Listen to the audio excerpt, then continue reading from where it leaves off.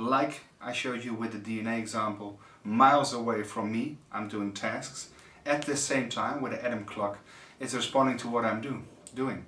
So there's not a guard or an ET or a scientist walking from my room to those fields a few miles further to my DNA and saying, hey, elevate your pH because John is doing a physiological task. I mean, it's right away at the same time. And there is distance between them. But if there's no distance because there's an interconnecting and permeating medium, which is the zero-point energy, then it's logical we can do things at a very fast pace, even faster than the speed of light, which is a reality because that's what we see in the anti-gravity things. But with sound, it's amazing. So you have resonance, which is actually one frequency reinforced by the other and getting a synergistic effect. But entrainment is another different important concept in sound healing. Entrainment is actually one frequency which is very powerful. Let's put it in emotion or the sound carrier or healing energetic music, which entrains the other. That means that when my heart is at a very high pace, of course now I'm talking and doing an interview and it's a bit elevated, but when I would be in a very meditative state it would be lower, okay? And we know that it's health promoting to have your cycles of blood pressure, brain chemistry, your brain rhythms, your breathing patterns. If you have them coherent, you have them at a slower pace, like the alpha rhythms of your, it's all frequency. Yeah? The faster it goes, this is a slow wave if I talk very low. And if I go very fast and very high, the pitch goes up and it's very high wave. So the slower waves actually are health promoting, like we know in meditation and meditative music. But the nice thing about music is that it's a very fast working sensory modality. Even if you're in your brain state, thinking or whatever, music, at least for me, it works very directly. Past my ego, past my thoughts, it's just like, wow.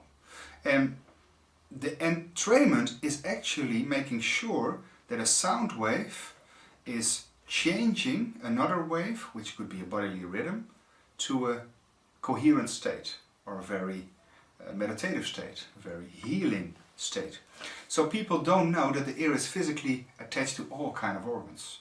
So in principle it's possible, theoretically and practically, so we know this through science, to improve healing, memory, attention. So just think of this as a way to introduce this in schools and for children for HD, attention deficit disorder, which is closely related to after vaccinations, by the way. But we can help out those children, help out adults with social and emotional problems through sound healing. People think, yeah, it's just nice music and yeah, I feel better, I feel good with this music, but they don't realize that feeling good, actually promoting your happy cells, is the direct way to improve your immune system. If you can complement that with attention, visualization, suggestion, and just focusing the attention and the intention on the sound wave and putting it back to you, that's even stronger. That's why we do sound healing workshops, because if you use your own voice and making prolonged vowel sounds, you actually use your own blueprint because you have your own specific sound. And those frequencies go through your body, but they actually get into touch to all kinds of cells because it's vibration going through what is the real reality of cells is vibration. It's this empty space, what we see in the subatomic matter, where we can actually work with vibration. So music is a perfect modality, and like I told you, you can load information on a carrier wave. So we had talked about electromagnetics and laser and scalar electromagnetics and the energetics, how the Russians call it.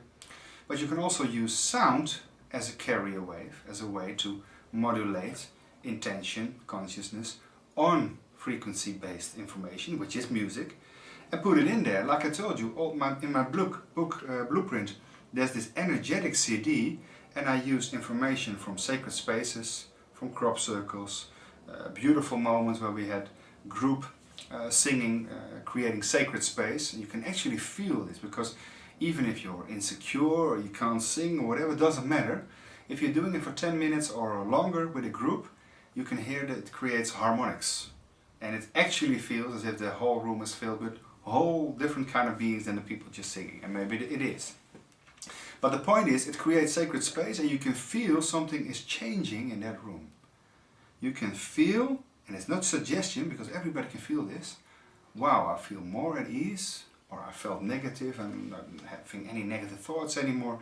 So with sound, you can really create consciousness, or load consciousness in the first place, on sound to use it for healing. So you can use one sound just making it, or you can use the same sound, thinking it comes into the crown chakra and creates a ball of golden light, or whatever you might call spiritual or vague, and it works. And if you can put your intention, like they do with yoga or qigong or whatever, and you put it to go to some places where you need healing, it works.